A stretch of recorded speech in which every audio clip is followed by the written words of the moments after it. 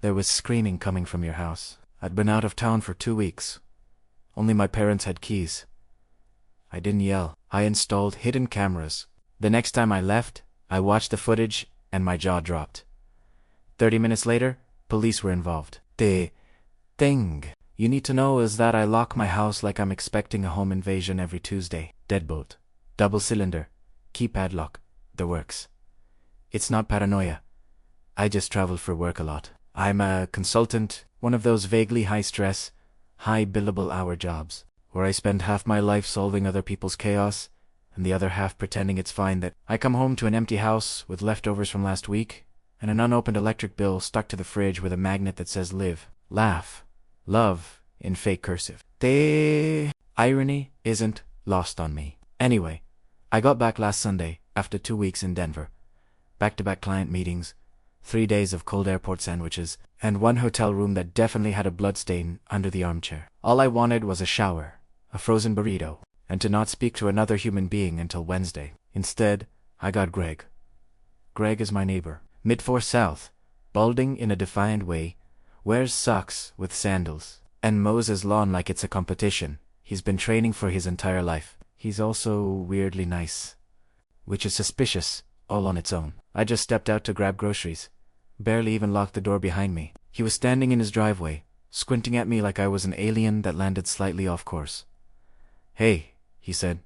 I nodded. Then, gave me this look, half concerned, half bracing. "Is everything okay at your place?" I blinked. "Yeah, why?" He rubbed the back of his neck. We've been hearing some stuff from your house at night." "What kind of stuff?" He paused, screaming. I stared at him. "Sorry, what?" He looked dead serious. "Screaming. Couple nights ago. And before that, too. It was loud. My wife thought someone was hurt. We almost called the cops." I laughed. "Because what else do you do when someone says they've heard screaming coming from your house?" "That's not possible," I said. "I've been out of town 2 weeks." The house was empty. Greg just stared at me. Then he nodded slow, like he was humoring me. "If you say so." I shrugged. "I do, right." He stepped back toward his garage. "Just keep it down next time, okay?" And that was it. He turned and left me standing on my own. Damn sidewalk holding my keys, trying to process the idea that apparently my house had been screaming while I was gone. No big deal. I went back inside, locked the door behind me, like that would help. The house was quiet, tidy, maybe even a little too tidy. Primera noticed it when I walked past the hallway. The mirror was cleaner than I remembered, and the floor, my floor, has never gleamed. I don't gleam things. I swiffer them like a normal adult who doesn't have time for perfection. Then upstairs I saw it. My bed made, not just pulled together. Hotel made, corners tucked military tight. Pillows blanket turned down at the perfect angle like someone had watched one too many cleaning reels and decided to turn my bedroom into a Pinterest board. That's when the dread kicked in. Not fear exactly, just that quiet creeping sense of something's off. And I already knew who had done it, so I called my mom. She picked up on a second ring, sounded cheerful, which was also suspicious. "Hi, sweetheart. How was your trip?" "Fine," I said. "Quick question. Were you at my place?" "Oh." I stopped by. "Watered the plants." "You really should have left better instructions for the orchids. By the way," I had to improvise. "And did you make my bed?" She laughed. "Well, somebody had to. You left it a mess." I exhaled slowly. "Mom, I told you before." "Oh, come on." I didn't touch anything else. Just the bed. And I ran the vacuum and wiped down the counters and reorganized the spice drawer. "You had 3 containers of paprika, Lisa." I closed my eyes. "You didn't bring anyone, right?" I asked. "Of course not. Why would I bring anyone?" "Don't be ridiculous." I didn't argue. Not because I believed her, just because I didn't have the energy to decode a lie on top of a crime scene made of cinnamon and rearranged bedding. She hung up after a few minutes of unsolicited cleaning advice, and one last reminder that I should really be dating more because I'm not getting younger, and there's nothing wrong with engineers. I sat on the edge of the perfect bed, staring at the too clean floor and felt the edges of my calm start to fray. Later that day, I went back outside. I didn't want to, but I had to. Greg was in his garage again, moving boxers around like he was building a fort. Approached slowly like someone trying not to startle a skittish animal. Hey, I said. He glanced over. Hi. I rubbed my hands together. Can I ask, what exactly did you hear from my house? He hesitated. I'm not accusing anyone, I added. I wasn't there, so I'm trying to figure out what happened. Greg looked past me toward my house. 10 bake at me. There were people, he said, coming and going, different ones. I didn't recognize them when, a few nights ago, around midnight. The night before that, to primera sua lot. Ante, screaming. He scratched his beard. It wasn't yelling or fighting. It was like someone in pain. Not normal, not fun. I didn't say anything, he added. It's not the first time either. I didn't say anything before, but this happened back in March. Not as bad, but similar. There was one night around the 10th. Loud noises, people coming and going. And again in early June. I remember because it was the night before my daughter's dance recital. I nodded slowly, even though I felt anything but steady. Look, he said, softer now. I'm not trying to cause trouble, but whatever's going on over there, it's not nothing. I went back inside, locked the door again, then I pulled out my planner. March 10th. I was in Atlanta. Juni 12 I was in Denver. My mom had said she watered the plants, nothing more, but there were people in my house, and screaming at me hundreds of miles away thinking the house was empty. I wasn't living alone. I was just the only one paying rent. I didn't sleep that night. Didn't check the locks. Didn't even brush my teeth. I just lay in bed. The same bed someone else had made for me, trying not to picture things I couldn't unsee. The screaming, the strangers, the pattern. March, June. Every time I went away, something happened in my house, and the worst part, I had no idea what.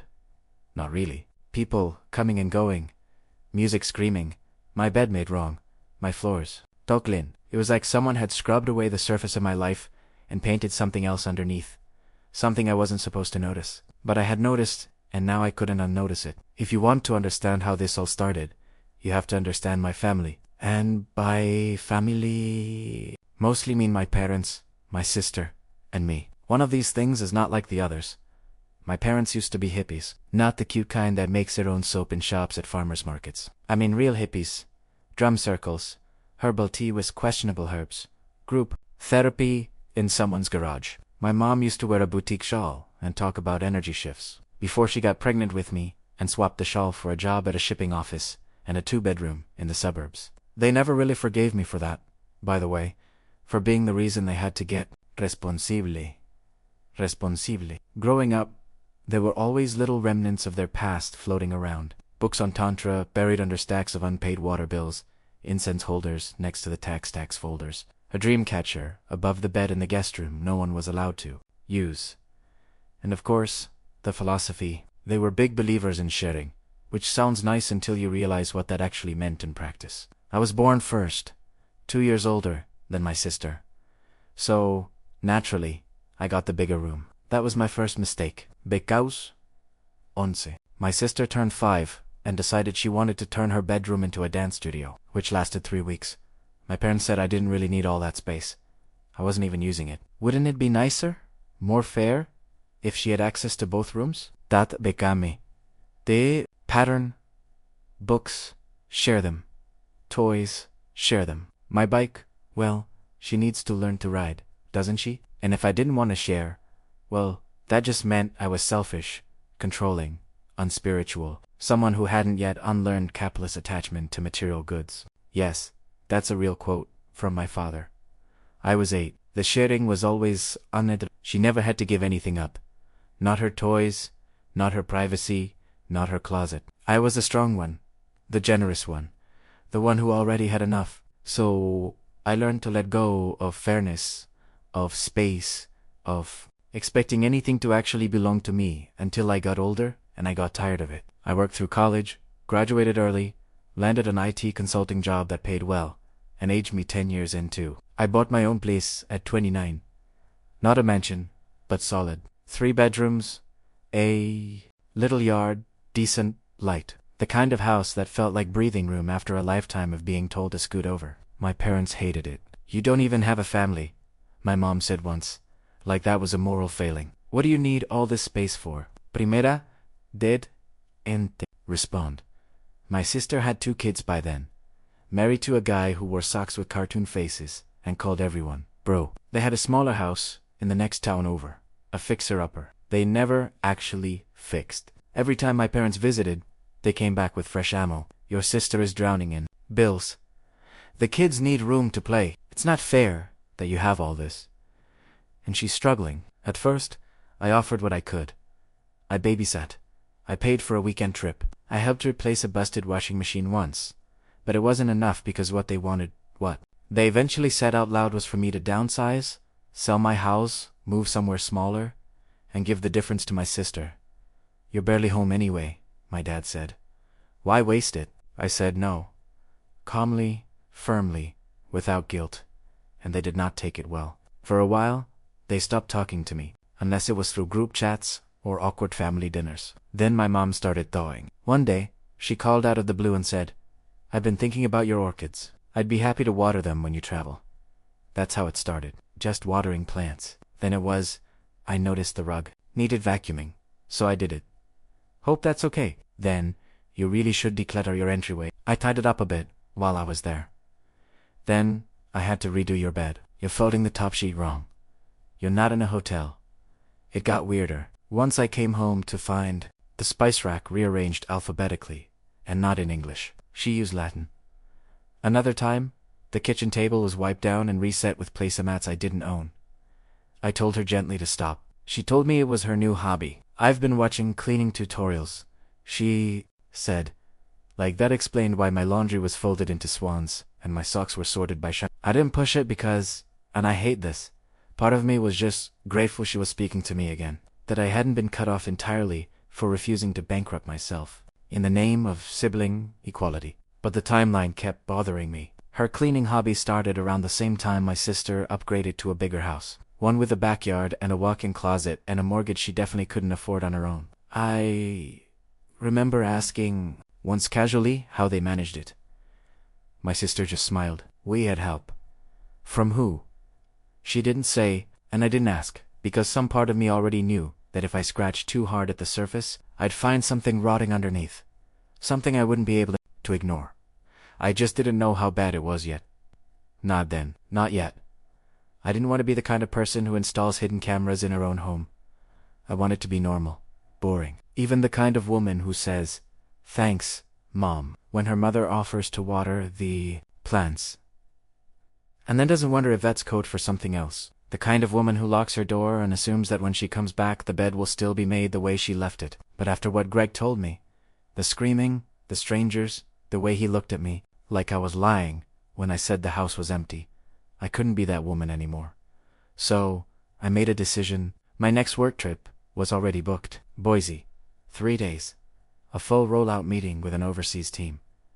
I'd be gone.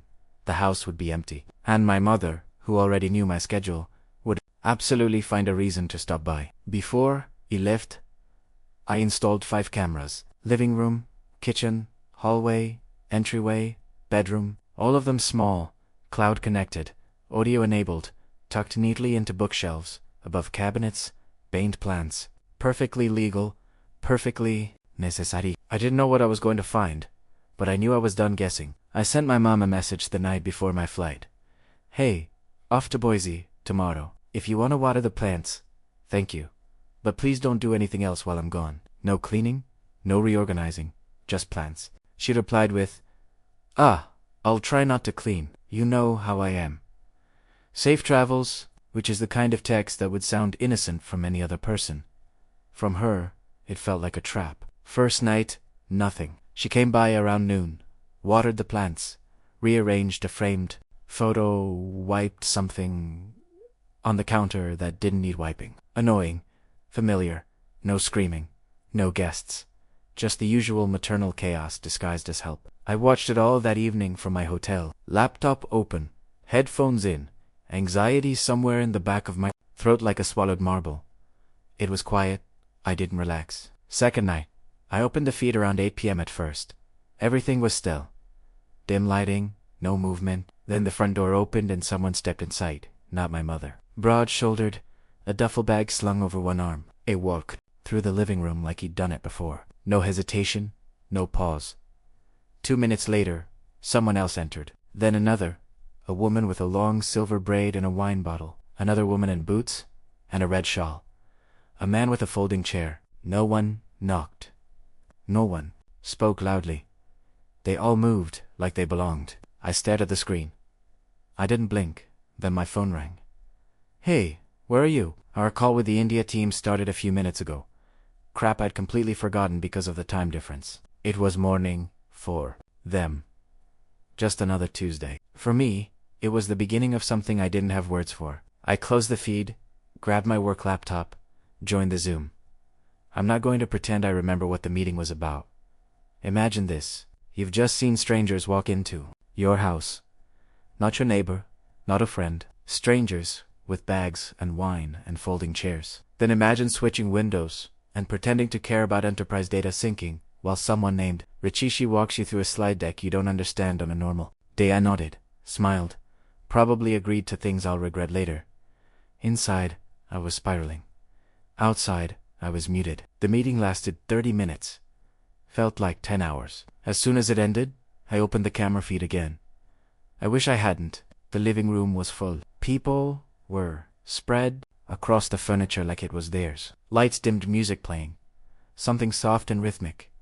There was laughter. Someone lit a candle. I saw a man in nothing but boxer briefs lounging across my sofa. A woman cross-legged on the rug, opening a small black case. And full of unmistakably adult items laid out across my coffee table. Something made of leather. Something shiny. Something that moved. Someone else walked barefoot through the hallway, holding what looked like a blindfold. She giggled as she passed the bookshelf. Bookshelf? Where I'd hidden the camera. She looked straight at it, not into it, just near it. But still, I felt cold. This is my house. This is my sofa. This is my table. I eat lunch there. I put coffee mugs there. And now this. I closed the laptop fast like it was hot. Like it could burn me. I was still staring at the ceiling when my phone rang again. Unknown number. I answered anyway. Hi. Is this Lisa Kessler? Yes. This is Officer Brennan with Maple Glen PD. We're responding to a report of a gathering at your residence tonight. Are you aware of anyone currently using the property? I swallowed. No, I'm in Boise. I'm not home. We've had several individuals on site express concern after discovering surveillance devices inside the home. Some were unaware they were being recorded. Your parents are currently present and say they had permission to use the space. They? Didn't you're listed as the homeowner, correct? Yes. Can you confirm whether anyone was given permission to host an event at the house? No. I told my mom she could water the plants. I sent her a message. That's it. Do you still have that message? Yes, I can send it. All right. You may be contacted for a formal statement. As of now, you're not in any legal trouble, but you should be aware there may be zoning or licensing issues under review. Okay, we'll follow up. He hung up. I didn't. I just sat there, still staring at the screen, still trying to process the fact that I hadn't imagined it, still trying to unsee everything I'd seen, and knowing I never could. 50 minutes after the police call ended, my phone rang again. This time, it was my mother. I almost didn't answer. I stared at the screen, like it might be to me. But curiosity is louder than fear, and I still hadn't heard her voice since. I saw people stripping down in my living room and laying out bondage gear on my coffee table. So Pimetta picked up, sweetheart. Hey, listen, just tell the police you knew, okay? That was her opening line. Not, are you okay? Or this isn't what it looked like. Not even a please don't be mad. Just tell them you knew. I blinked. What? What? That you gave us permission that we could use the house. It was just a little get-together like the old days. Old days.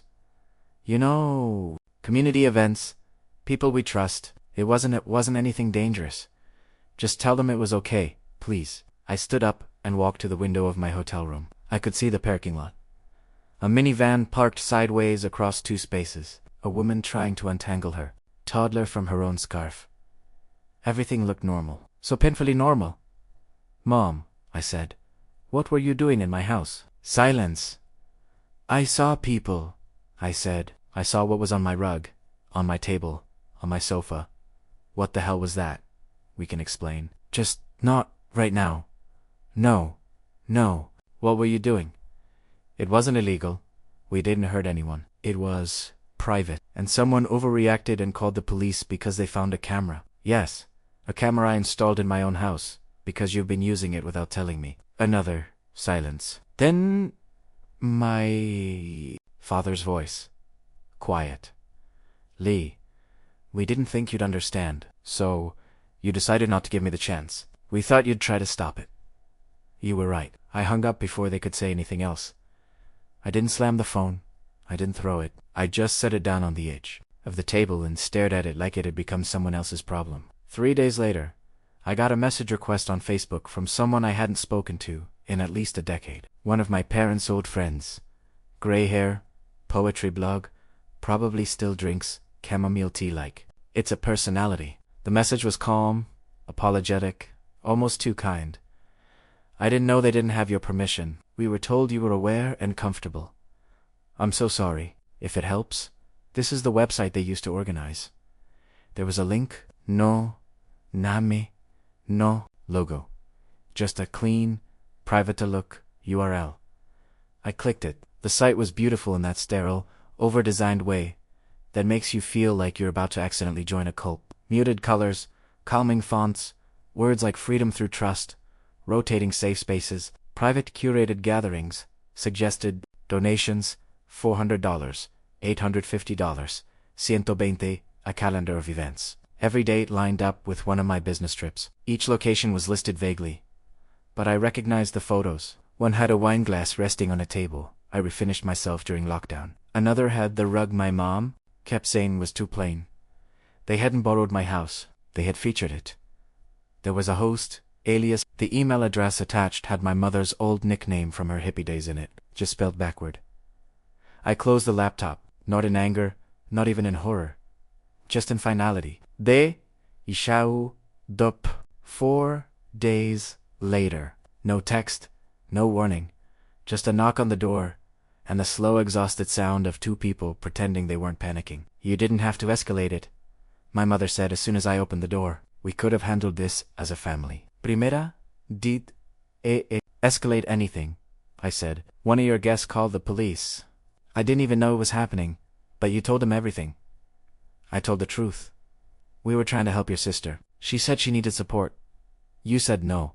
She needed a bigger house." I said. "I didn't think that made her entitled to mine." "We couldn't use ours," my father added. "People know us here. Yours was neutral." "Neutral," I repeated. "That's what I am now. You were gone most of the time." The house was sitting empty. "It wasn't empty," I said. "It was mine." "Te, I, den, te." Reply. They left with the same silence they brought with them. The fallout wasn't loud. It was worse than that. Licensing violations, zoning complaints, a cease and desist from the city, a letter from the IRS asking about unreported income. One of the guests sued them for emotional distress and breach of privacy. They didn't go to jail, but they paid financially, socially, quietly. The website was shut down. The network went dark, and all the friends they used to gather with stopped returning calls. My sister called next. "I hope you're satisfied." "Excuse me. They were trying to help me, and now Dan and I have to move. They can't help with the mortgage anymore." "So, you're blaming me?" "You didn't have to go nuclear. You could have protected them. They used my house without permission. They did it for me." "No, they did it without asking." "They? Didn't ask me. They didn't ask you either, did they?" That was the end of that. I sold the house, didn't post it, didn't tell anyone. Hired a real estate agent, packed up the evidence, signed the papers. The new place is smaller, quieter, farther away. It smells like new paint and no one else's decisions. I didn't leave the key under the mat. I didn't give anyone a copy. They tried calling once, maybe twice. No voicemails, dismissed calls, I let stay missed. Eventually, they stopped. There was no dramatic ending. No last-ditch apology. Just the quiet understanding between people who know when something's over and aren't willing to say it out loud. We didn't fall out. We just stopped pretending we were still in orbit. They thought I'd protect them. I thought they'd protect me. As it turned out, we were both wrong. So that's what happened. Some people said I overreacted. Others said I let them off too easy. What do you think? Did I go too far or not far enough? Let me know in the comments.